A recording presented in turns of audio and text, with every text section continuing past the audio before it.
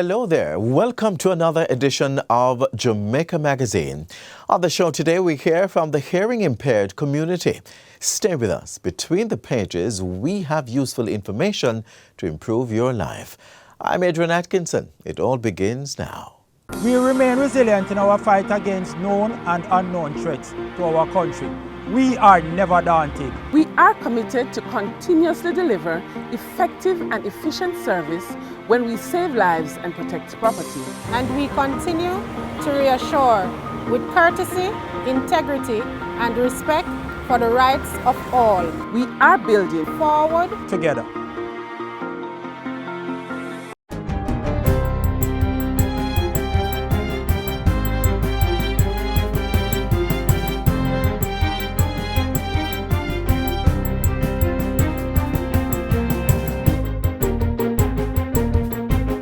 Good day, I'm Lorraine Mendez and this is your JIS News for Tuesday, February 16.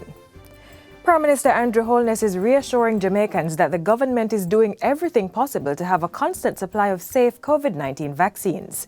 While contending there's nothing to fear from the vaccine when it does come on stream, Mr. Holness says the state will follow proper procedures in the dispersal. Vaccines are on the way, but we are ensuring that they go through the proper processes and that we have our laws and policies are followed and that they are actually in place, and that when we do go to distribute, they can be done, the distribution can be done rapidly, but at the same time, fairly, so that those who are most needy, they will get, and those that are for the strategic benefit of the country. The island is set to receive between 146,400 and 249,600 doses of the AstraZeneca vaccines by mid to late February. Healthcare and other frontline workers, as well as the elderly, will be among the first groups of vulnerable persons to receive the doses.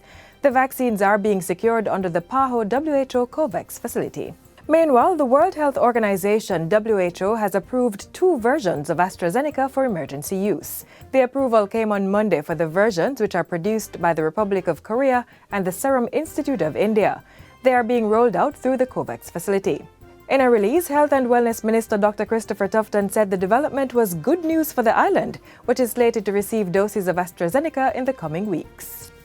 Health and Wellness Minister Dr. Christopher Tufton says the field hospital being erected on the grounds of the Falmouth Public General Hospital in Trelawney is close to completion. The 36-bed facility is one of 4 field hospitals being established across the island to provide 152 additional bed spaces for the treatment of persons with COVID-19. As you can see, it is a nice facility, very spacious, comfortably equipped to hold 36 additional COVID patients, and I think will be a nice addition, a very important addition to the COVID ward capacity that we need in the region. The health minister was addressing a press briefing following a tour of the facility on Friday. He said it was particularly important given the strain on the COVID-19 ward capacity in the western region with over 90% occupancy level.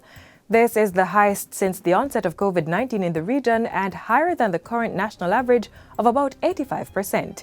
Senior Medical Officer at Falmouth Hospital, Dr. Leighton Perrins, who was also on the tour, welcomed the field hospital. Hopefully, as the Minister of Health said, we'll get it handed over to us in the near future, which would be a positive thing for Falmouth Hospital in general, but also for the parish of Trelawney and the western region.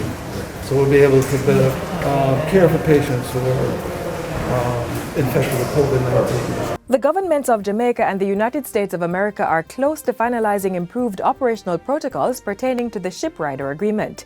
This will strengthen cooperation between both countries to curtail illicit maritime drug trafficking. The disclosure came from Minister of Foreign Affairs and Foreign Trade Senator Kamina Johnson-Smith in a follow-up statement on the matter during the sitting of the Senate.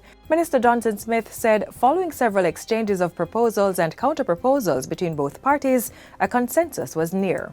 With this latest round of exchanges now concluded, both sides have found agreement on the majority of proposed protocols.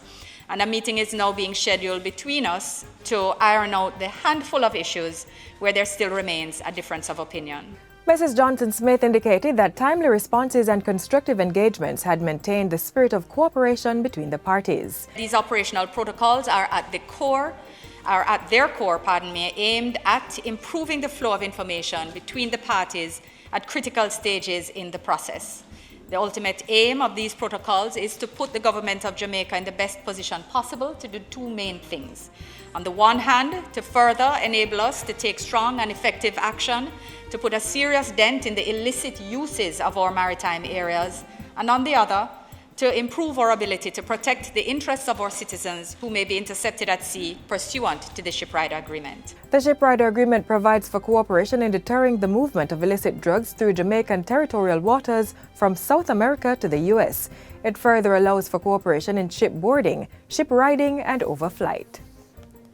The Ministry of Education, Youth and Information is in discussions to implement a coding program at the primary and high school levels. Portfolio Minister Favour Williams says the program will be modelled after the recently launched Amber Heart Coding Academy. She made the disclosure while meeting with students enrolled in the coding internship at the Stony Hill Heart NSTA campus recently.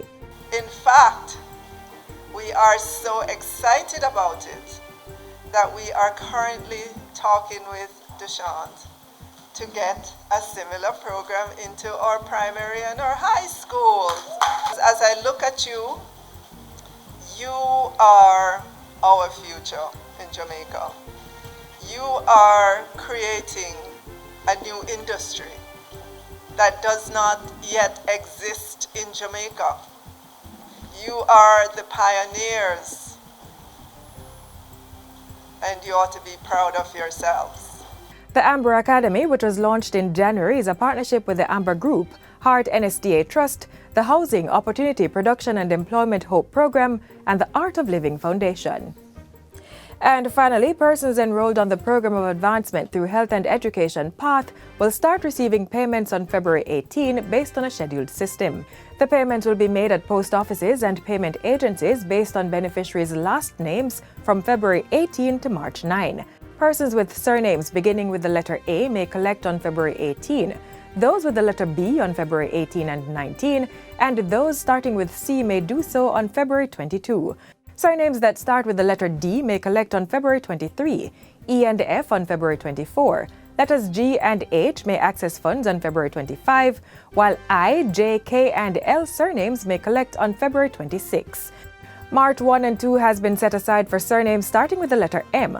Persons with surnames beginning with the letters N, O, P, and Q should collect on March 3, while checks for R starting surnames may be collected on March 4. Surnames starting with the letter S should collect on March 5, T, U, and V on March 8, and W, Y, and X will receive their funds on March 9. Beneficiaries are reminded to collect on the dates set for their name, carry a government-issued ID, and follow the instructions given at payment agencies. Persons who missed their date should collect on March 10. For more information, persons can call PATH at 876-922-8007 or visit the Ministry's website mlss.gov.jm and Facebook page at PATH MLSS. And that's it for JIS News Today. I'm Lorraine Mendez. Thanks for watching.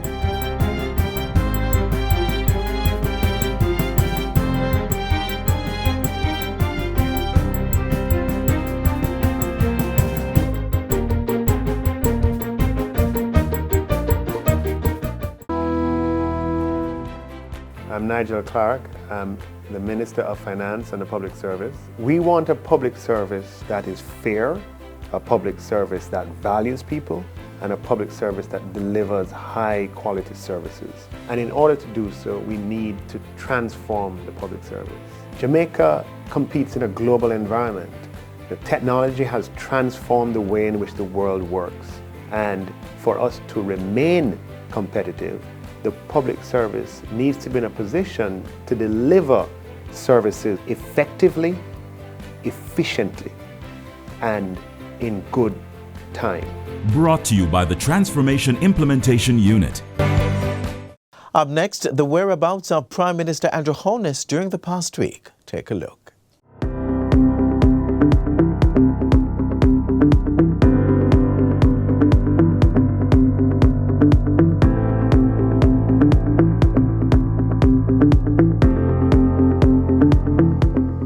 Curfew hours lengthened and public gathering limit reduced until February 24. 70 serviced lots issued at Windcrest Hills, and 114 houses to be built under National Social Housing Program. You're watching Jamaica House Weekly. I'm Anthony Morgan.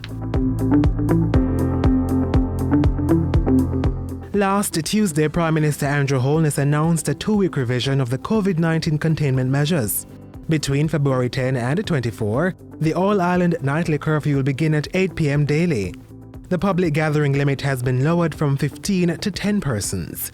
Mr. Holness told Parliament that the changes were in effect to curb the alarming spike in COVID-19 cases and associated deaths. There is need for a greater sense of urgency, both on the part of the government in our response, but more so on the part of the citizen.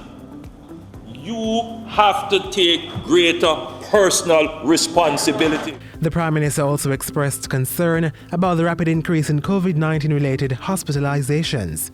He said COVID-19 ward capacity across the regional health authorities ranged between 59 and 83%. 3 metropolitan hospitals were at or above 90% of their COVID-19 patient capacity. It is not the objective of the government to kill commerce.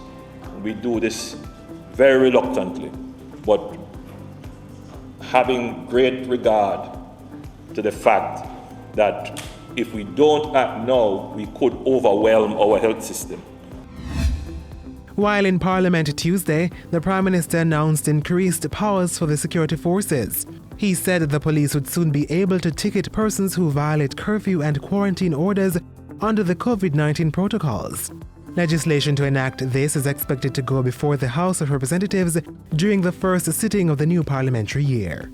In my conversation with the Minister of Justice, the legislation is complete in terms of its drafting, and by next week it should be with the Legislative Committee for final approval. On Thursday, the Prime Minister issued 70 titles for serviced lots at Windcrest Hills in Hellshire, St. Catherine.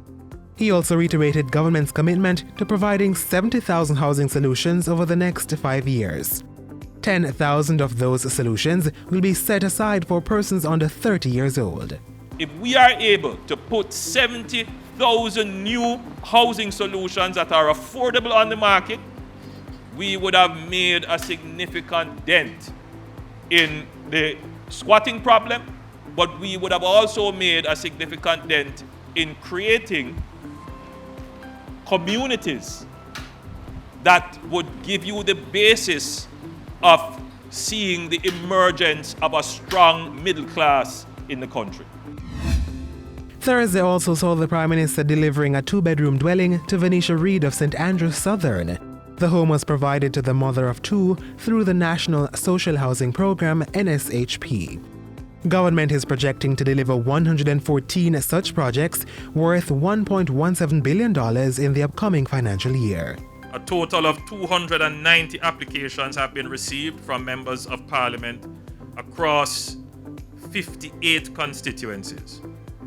Of the 290 applications received, 213 have been approved by the new Social Housing Program Project Oversight Committee.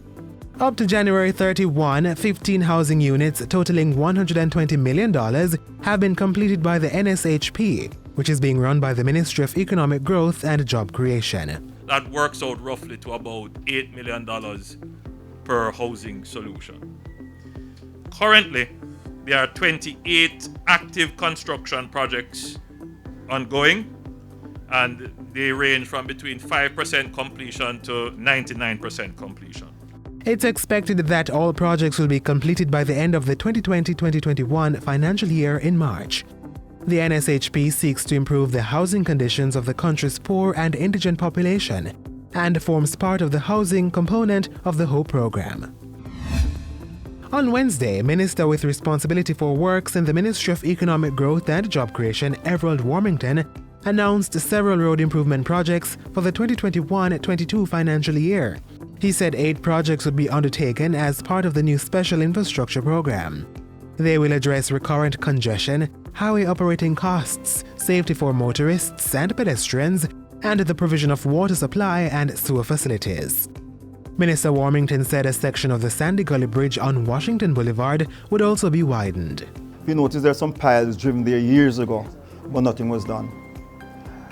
I've asked NWA to do a costing, and it cost about $160 million to construct the third lane, because coming on Washington Boulevard, when you reach Patrick City, you always have a backneck with the traffic there. And that's it for Jamaica House Weekly. Be sure to join us again next time for more of the news stories coming out of the office of the Prime Minister.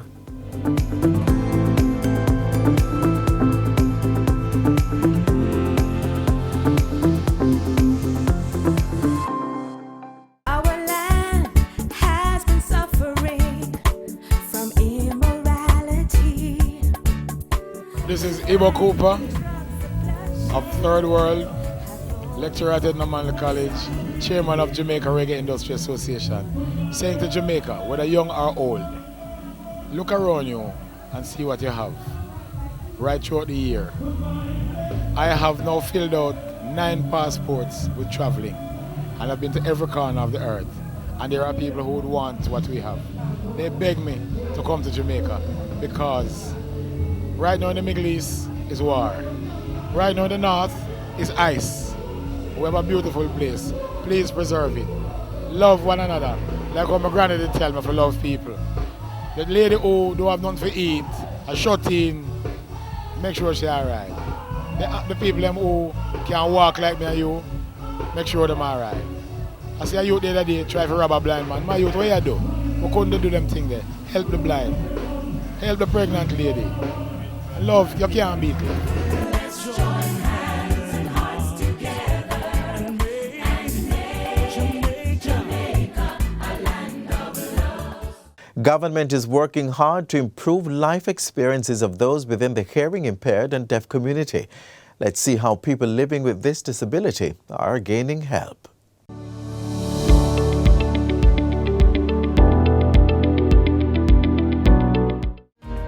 What is a screen reader? A screen reader is a piece of assistive technology that captures information from your screen and converts it to speech or as braille on a braille display. Are there different types of screen readers? So for the Windows-based computers, there are 3 types of screen readers that are used. There's the most famous one, JAWS, Job Access with Speech. There is NVDA, that means Non-Visual Desktop Access. And there is Narrator, that is built into Windows. So for this demonstration, I'll be using JAWS. And if JAWS is already installed on your system, all you need to do is go to your desktop, press J for JAWS and press enter, and it will announce that it has been loaded. Right, so I'll be also using Microsoft Word to demonstrate how we type and how the screen reader works with us when we're typing. So I am now going to go ahead and type something, and you will hear the screen reader reading what I type, letter for letter. I. Space F, Y, space F, A, F, E, space I, S, space spelling error, A, F, I, O, N. Right? And if I want to hear what I type, I use the arrow keys on the keyboard and it will tell me what I type. Hi, my name is Damien. Hi, my name is Damien. And that was what I typed. So this is how the screen reader works along with Microsoft Word and any other program that we use on the computer. Also, for our mobile devices, yes, they too also have screen readers. So for the iOS, there's one called VoiceOver. And on the Android-based system, there is Google Talkback, and Samsung also has their own screen reader that is called Voice Assistant. So for this demonstration, I'll be using Google Talkback on a mobile phone. And how the screen reader works is if I put my finger anywhere on the screen and there's an icon there, then the screen reader will announce that icon. Let's try this. Chrome. Double tap to activate. Double tap and hold to long press. Actions available. Use swipe up then right to view. Okay, so the icon that I touched was Chrome.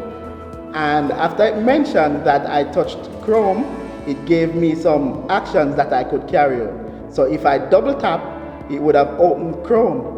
And it also gave me some other actions that I could carry out if I wanted to.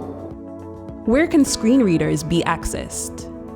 Well, for the computer, you can purchase JAWS. It's quite expensive. It's about $1,200 US for the package. You can purchase it from Freedom Scientific. Also, for the mobile devices, once you purchase the device, the screen reader comes built into the device. So all you have to do is go into the accessibility settings and turn it on. What is a white cane? A white cane is a device that is used by both blind and visually impaired persons to navigate their way in any open space. How the white cane works is that you extend the hand with the cane out in front of you, and while walking, it will pick up surfaces and obstacles that may be in the way. Where can white canes be accessed? If you're blind, you can purchase a white cane at the Jamaica Society for the Blind for $3,000.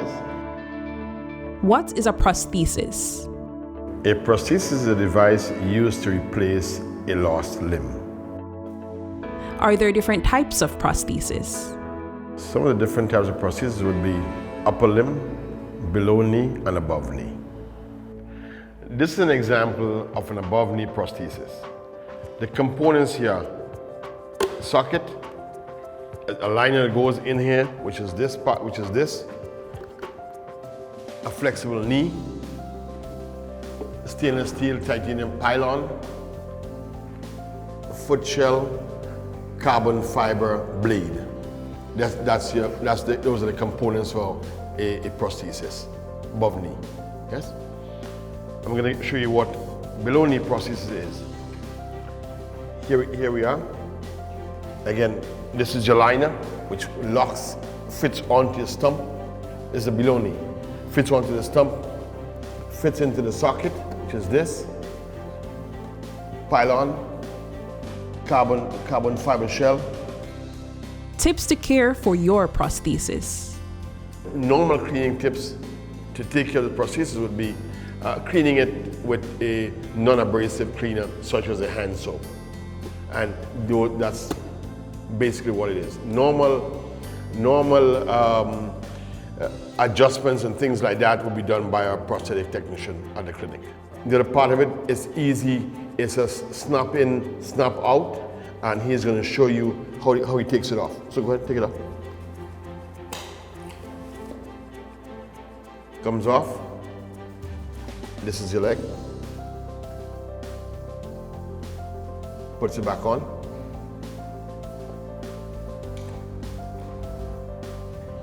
Locks into place. It's good to go. Where can I get more information or help? More information can be had at the Surgex Prosthetic Clinic at the Sir John Golding Rehab Center, Mona, Kingston. A production of the Jamaica Council for Persons with Disabilities, a department of the Ministry of Labor and Social Security. Practice good hygiene by washing your hands frequently using soap and water. Here's how you should do it while conserving water.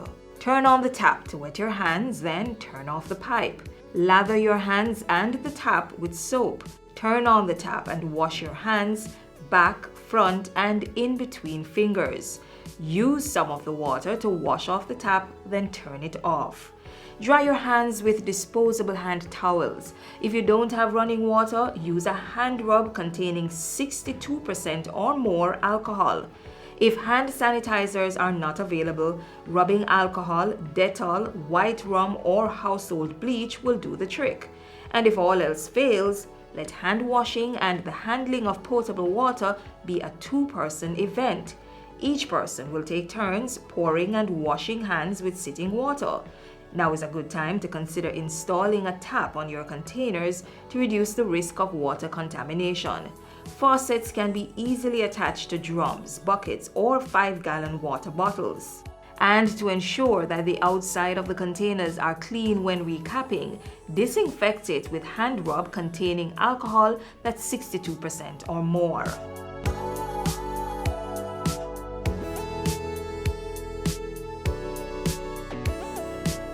The 5 R's of water conservation are also necessary to practice. Reduce water wastage by investing in water-saving devices. Reuse water at least twice before discarding. Replace leaking pipes, faucets, and other plumbing equipment. Recycle wastewater and use it for gardening, car washing, or cleaning of public spaces. And reclaim water through rainwater harvesting. We all must play our part to ensure there's water to combat the coronavirus and stave off prolonged drought.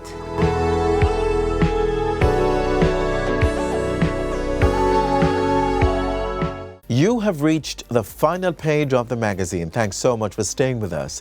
Another one unfolds tomorrow, so come back same time, right here on this same station. Until then, click on our website and YouTube channel for more informative features. While there, please subscribe to our pages and click that notification bell so you can stay in the know. And don't forget to reach out to us on social media. I'm Adrian Atkinson, encouraging you to think positive as you stay safe. This has been a production of the Jamaica Information Service, the voice of Jamaica.